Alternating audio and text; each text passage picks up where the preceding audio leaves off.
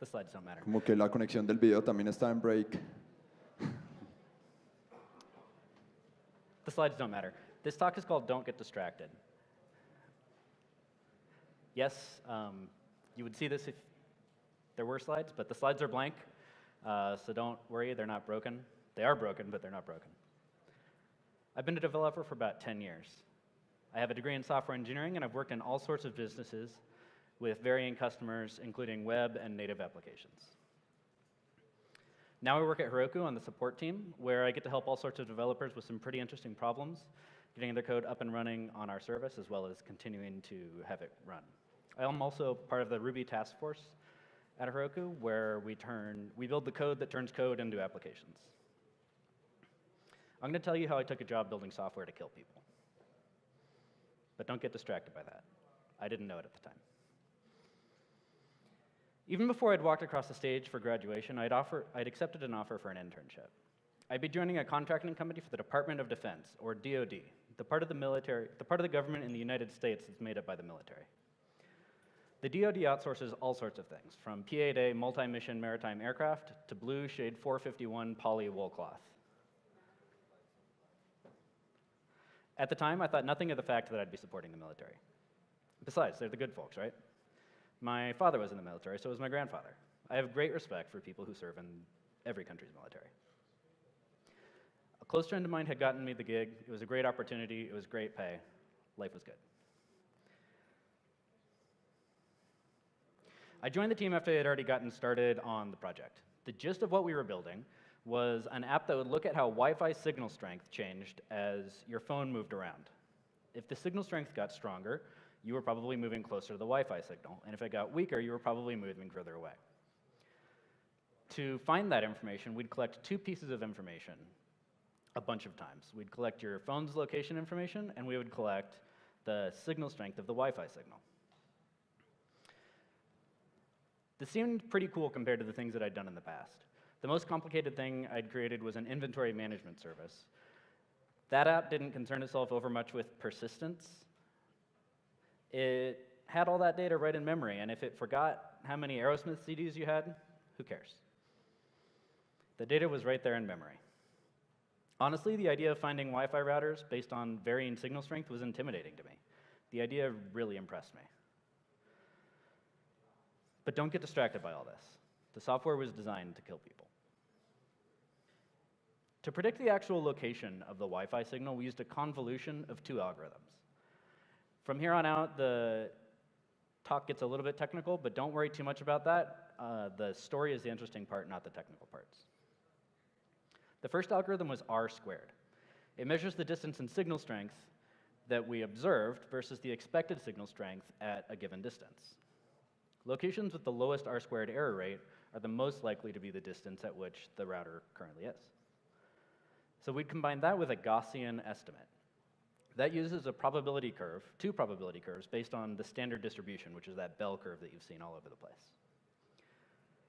It started with an inverted curve, which suggested that you're probably not trying to find something if you're standing right next to it. So at very short distances, there was a very low probability, even a negative probability, that that's where you were going to find the Wi-Fi signal. To that, it added a positive curve a little bit further out, so that the curve kind of jumped up like that. Those two represented that the phone was probably a little ways out, but it wasn't quite sure. The algorithm adjusted the width and length of each of those curves by consulting past measurements. It created a heat map of probabilities for the signal source. So we'd normalize the probabilities for each location in a search grid. The combination of the probabilities for the two algorithms were more correct than either algorithm itself could be. We stored that probability matrix for each location a phone collected from. Using these, if we collected readings while moving in a straight line, we could tell you how far away the router was. If you turned a corner, we could tell you the direction. If you climbed some stairs, we could also find it in three-dimensional space. This is the most interesting technology I'd ever worked on to that point. It's probably still the most interesting technology. But don't let that distract you. It was used to kill people. I mentioned that I had a software engineering degree at this point. My teammates were earlier in their education careers. Most of them were a year or two into a 4-year program, and they were a mix of computer science and math majors. This meant that my expertise was in the implementation and design of building software, while theirs was in abstract mathematics and the theory of how processors worked. I helped to translate the working algorithms that they'd created in MATLAB into the Java code that we would need to run on Android phones.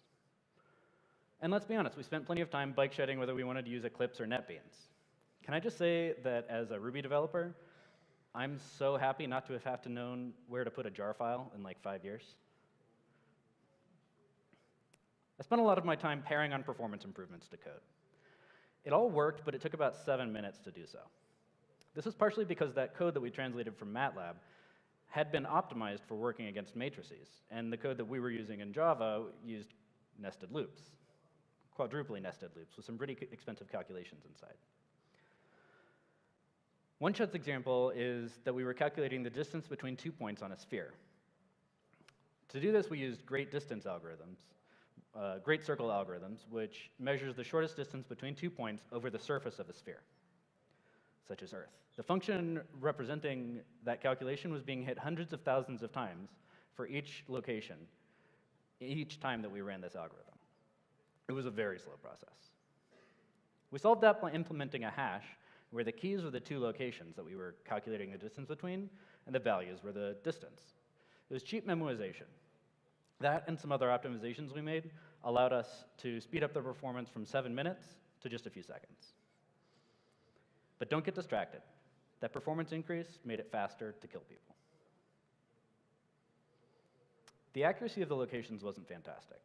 I don't remember exactly what it was when we focused on improving this, but a distance of about 14 meters sticks in my head. It's about the length of a shipping container. And that's important when the Wi-Fi range for 802.11n is only about 30 meters. That meant that we could be half the range of the router away from where the router actually was in our error. I talked about Gaussian estimation, those 2 curves that added together from the second algorithm. We hard-coded the numbers that defined the starting points for those curves. They were only starting points, but they were starting points that we used every time we ran this algorithm. During my software education, I'd learned about a tool that I never expected to use in a job. It was great for this kind of problem, though. It's called a genetic algorithm, and it's a type of machine learning that produces a set of values that optimize for a desired result. It takes a set of genes, in this case our constants for the Gaussian estimation, and looks at how they perform in a fitness function, the location algorithm's accuracy. For the data set of readings I was using in the genetic algorithm, I knew exactly where each of those points were. That meant that I could run the geolocation algorithm and use its result and the distance from where I knew the location actually to be as the fitness. The smaller the better, meaning that you were closer to the actual location. Doing this a lot of times with a lot of populations of genomes, each time making small changes to the top performers and rejecting poor performers and replacing them with new random genes, we were able to find the top performers across all populations. When the genetic algorithm ended, I could look at the top performers across every single iteration and select the best performer. So I let that genetic algorithm run over the weekend. I was able to increase the accuracy from 14 meters to about 3 meters, 25% the error from the original. That's actually less than the GPS accuracy on the phones that we collected the data from, which means that it's probably overfit. When that happens because you use the same test and training data. And the way to get around that is to separate them out. And the downside of overfitting is that that algorithm probably wouldn't operate as well on different data sets in different conditions. I love this stuff. Genetic algorithms, R-squared, Gaussian estimation, these are the sort of things that they tell you you'll never need to use again when you graduate. But we were using them in a real-world project, and this was my first project out of school. Being a programmer was going to be great. But don't let that distract you. This accuracy made it easier for the software to kill people. So the location algorithm now worked accurately and quickly. The next feature was to add tracking a moving Wi-Fi access point. I briefly wondered why a Wi-Fi access point would be moving, but that question wasn't as interesting as trying to figure out how to track it. We made use of Kalman filters to observe 3 state variables. the position, location, and velocity of the Wi-Fi signal. Given those and the time since the last reading, a Kalman filter is able to improve the current prediction surprisingly well, filtering out noise data that has low accuracy automatically. Each time we ran the real-time algorithm, we also would feed that data through the Kalman filter. With only that information, it was able to produce a more accurate weighted average of the previous data, a new predicted location that was more accurate than either of the two algorithms combined. At the same time, we had the ability to track more than one Wi-Fi signal. We'd filter our collection of readings by the unique identifier of each access point. The filter datasets went through the full algorithm to produce predictions. We used the APIs on the phone to read the signal strength of each Wi-Fi access point in range. We were able to track multiple hotspots. Basically, when you open up your phone, anything you can see in your Wi-Fi connection list. It was all very exciting. These seemed like academic problems, but we were getting to use them in a real project. Being a programmer is awesome. But don't let that distract you. It meant the software was able to find multiple people at the same time and kill them. We've been working with the project owner throughout this process. He was hands-off about most things. He might check in once a day, maybe once every couple days, just to see how we were doing. Then he would go back to his main job in the area of the building reserved for classified work. Whenever we hit one of these milestones, we'd tell him about it. He'd be happy with us, but the question always came up, the same question. He wanted us to sniff out the signals put out by phones, in addition to those put out by Wi-Fi hotspots. Now, this is a much harder problem because it takes advantage of a setting on the wireless network controller called promiscuous mode. Neither the iPhone nor the Android supported that option, so we would need to jailbreak or root the phone. We looked for packages that would let us do this sniffing, but we couldn't find anything that we really understood. We did find something that was on SourceForge, and it seemed kind of promising, but honestly, we didn't understand it, and it wasn't very well documented.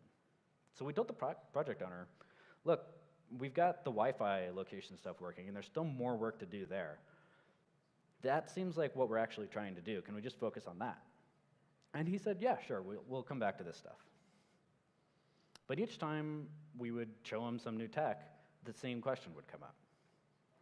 We got Wi-Fi hotspots located. Great. Does it find phones? It's taking seconds instead of minutes. Great. Does it find phones? We looked into it finding phones, and it seems unlikely, but maybe? Can we come back to that? Sure, no problem. We've got moving targets located. Great. Does it find phones? I had been distracted. All of the cool problems we were solving, finding nodes, speeding things up, making them more accurate, it was all so cool, so much fun. I never thought about why we were putting in so much work into finding a better place to sit in good Wi-Fi. That doesn't even make sense if you think about it for more than a few seconds. It's not a problem real people have, and it's certainly not a problem that a defense contractor is trying to solve. Does it find phones? This had never been about finding better Wi-Fi. It had always been about finding phones. Phones carried by people. Remember I said I was working for the DoD? The Department of Defense is the military in the United States government. I was building a tool for the military to find find people based on where their phones were and shoot them.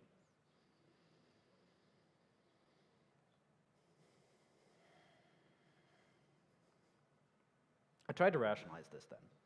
The military is in place to protect truth, justice, and the American way. But this is the same time we found out that the government had been spying on Americans in the United States using drones, and that they had lent out that technology to state, federal, and local law enforcement over 700 times so that they could run their own missions. The military is a tool of the government, and it didn't seem like we could trust the government as well as we had hoped. I didn't want to be part of something that would be used to kill people, especially since I would never know who it would be used against or have a say in that decision. I rationalize it now too. We were interns and we didn't have a clearance.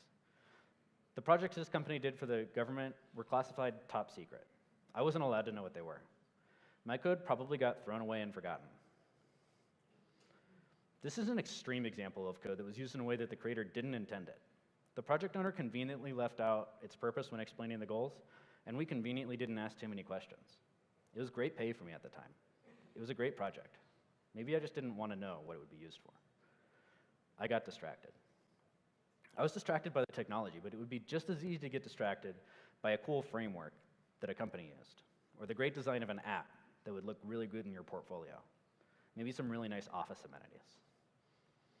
Other people are doing this too already. They already started this project, so they must have thought about this stuff, right? That's probably fine. But that's just another distraction. There are other examples of when code was used in ways that wasn't intended, and of code that just does bad things. A developer named Beersorer wrote a blog post about a year ago. It opened with the line, "When we write code for a living, there's a chance that at some point in your career, you'll be asked to do something a little shady, if not outright unethical." Bill had been asked to create a quiz that would always give a result that benefited his client. Bill worked in Canada, and in Canada, there are laws in place that limit how pharmaceutical companies can advertise their products to customers. Anyone can learn about the general symptoms that a drug is meant to address, but only people with a prescription can learn specifics. Because of this law, the quiz was posing as a general information site rather than as an advertisement for a specific drug. If the user didn't answer either that they were allergic to the drug or that they were already taking it, then every result would say, "You should check out this drug. Ask your doctor." That's what the requirements said to do, and so that's what Bill coded up. The project manager did a quick test before they delivered the website. She told Bill that the quiz was broken. It always had the same answer. "Those were the requirements," Bill said. "Oh, okay," she said, and they shipped the quiz. A little while later, Bill got an email from a colleague that had a link to a news article.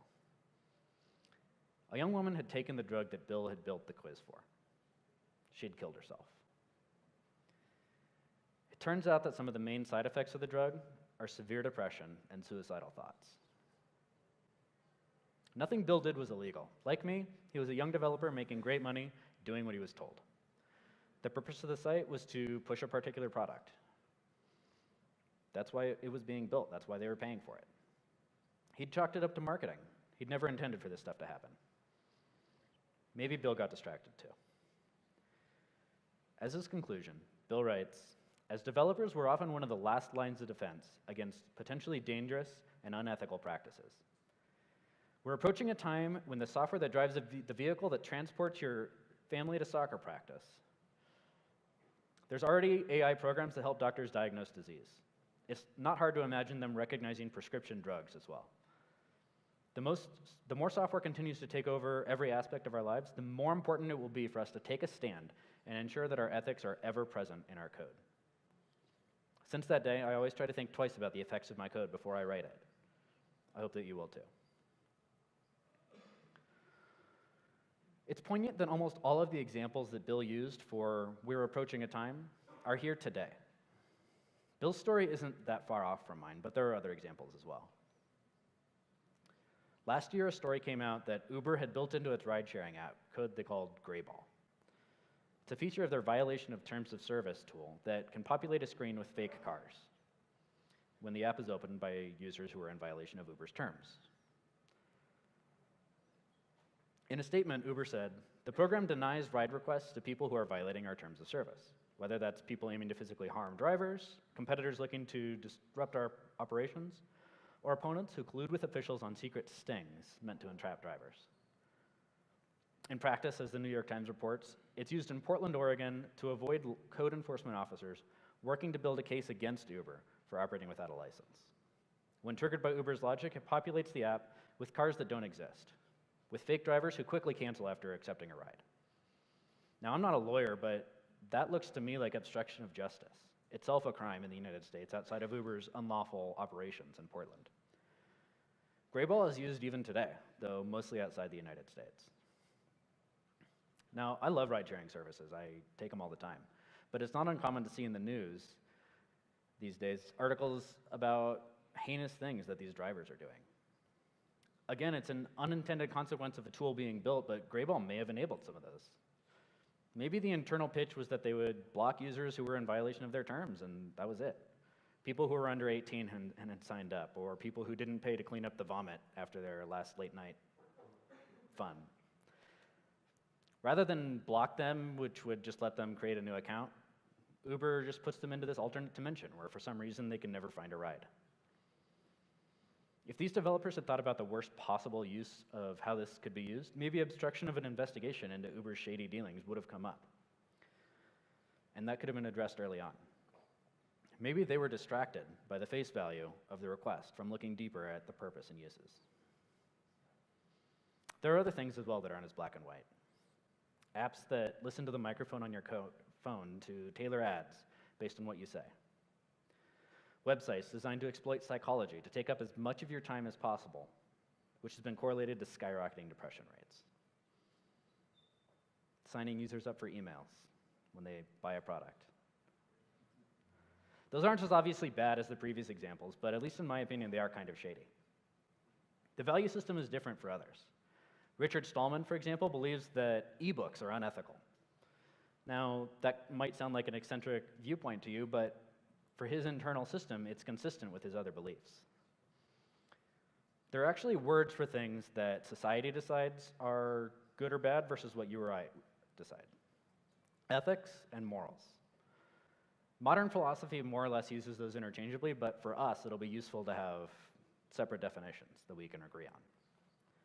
So ethics are imposed by an outside group, society, a profession, a community like ours, or even where you live. Religions provide ethical systems, as do groups of friends. Societies, in whatever form, define what right or wrong are and what good or bad are, and they impose those definitions on their members. Ethics in societies at the local, state, and national levels are often coded into laws. Morals, on the other hand, are a more personal version. Society imposes those mores on small communities, and all of that trickles down to the individual level. That's not to say that your morals can't conflict with the ethics of society. For example, you might think that freedom of speech is a fundamental human right, but live somewhere where defacing the flag or political objects or religious objects are considered wrong. Let's not get distracted by morals and ethics just yet. We'll come back to them. The unifying factor in all of these stories that I'm talking about are that developers wrote the code that did these unethical or immoral things. As a profession, we have a superpower. We can make computers do things. We build tools, and ultimately some responsibility lies with us to determine how they're going to be used and to prevent them from being misused. None of us wants to build things that are going to be used for evil. The Association of Computing Machinery is a society dedicated to advancing computing as a science and profession. They say this about their ethics. Well-intended actions, including those that accomplish assigned duties, may lead to harm unexpectedly. In such an event, the responsible person or persons are obligated to mitigate the negative effects as much as possible. One way to avoid unintentional harm is to consider the potential impacts on all those affected by decisions made during the design and implementation. So how can we carefully consider the potential impacts? Honestly, I don't have the answers. I don't think there really is a universal answer yet, because if we had it, then I have to believe that we wouldn't be building these dangerous and unethical things. But I do have a couple of ideas. The first is just to add to the planning process exactly what they said, just a step where we consider what is the worst possible use case for this. When you opt somebody into a mailing list, the worst possible case is that you probably send them a bunch of unwanted email and they unsubscribe, and maybe they stop being a customer. Am I willing to sell my hypothetical startup's soul for a bigger mailing list, especially when that might be all that keeps my company afloat? Sure, no problem. It makes sense to me. I don't think it's the best practice, but in the end, it's not physically hurting anyone. If I had sat down and thought about what the Wi-Fi geolocation algorithm would be used for in the worst possible case, I think I would have come to a much different conclusion. Actually thinking about the worst possible uses of code could be kind of a fun exercise. You might come up with some pretty wacky examples, like if Batman gets an email and he has notifications for new emails on his phone, then he might be looking at that when the Riddler drives by in his Riddler mobile. And he might get off his witty one-liner at the crime scene. Riddle me this, riddle me that. Who's afraid of the big black bat? Now that's not all that plausible, but it shows that these exercises can go down all sorts of different paths that aren't obvious at a glance. Another thing that I think that we can all do and that I should have done more of is to simply not take requests at face value. The project owner at the defense contractor didn't spell out what the reason for the code was. But at least in retrospect, it wasn't a big leap of logic. We're going to build an app to find Wi-Fi locations. It was all true, but it wasn't the entire truth. If I had asked why enough times, I might have come to a conclusion earlier on. Why? To find the sources. Why? To go to them. Why? Comedian Kumail Nanjiani, best known for his TV show Silicon Valley and his recent film The Big Sick, took to Twitter recently on this subject. I know there's a lot of scary stuff in the world right now, but this is something that I've been thinking about that I can't get out of my head. As a cast member on a show about tech, our job entails visiting tech companies, conferences, etc. We meet people eager to show off new tech. Often we'll see tech that's scary. I don't mean weapons, I mean altering video, tech that violates privacy, stuff with obvious ethical issues. And we'll bring up our concerns to them. We're realizing that zero consideration seems to be given to the ethical implications of tech. They don't even have a pat rehearsed answer. They're shocked at being asked, which means that no one is asking these questions. We're not making it for that reason, but the way people use it isn't our fault. Safeguards will develop. But tech is moving so fast. There's no way humanity or laws can keep up. We don't even know how to deal with open death threats online. Only can we do this, never should we do this. We've seen that same blasé attitude in how Twitter and Facebook deal with abuse and fake news. Tech has the capacity to destroy us. We see the negative effect of social media. No ethical considerations are going into designing this technology. You can't put this stuff back in the box. Once it's out there, it's out there. There are no guardians. It's terrifying. It's a major problem when we're given so much power in tech, but we're not doing anything to ensure that it's used safely. Thinking about what we're doing and being careful not to build things that can be used maliciously is really important. Don't get distracted by deadlines and feature requests. Think about the consequences of what you're building. Build in safeguards to prevent misuse, or just don't build these things at all, because they're too dangerous to exist. I'm asking you to do something about this, so it's only fair we talk a little bit about how and when to take that stand. Before saying no, there's some questions that you need to consider. Can I afford to leave here without a job today? Am I able to rely on my network to find me a new job before I run out of money? Do I have the kind of relationship with my employer where I can trust that I'll actually be heard out instead of summarily fired? For me, the answer to all of those questions was no in 2011. Sometimes something is important enough that you still need to do it. I'd like to think that I would still say no and leave. Different scenarios need different ways of analyzing what you should do. In some cases, the right thing to do is to build the software and say nothing. It's not a simple thing to make that decision. But don't get distracted by having to think about it. Sometimes your software can kill people.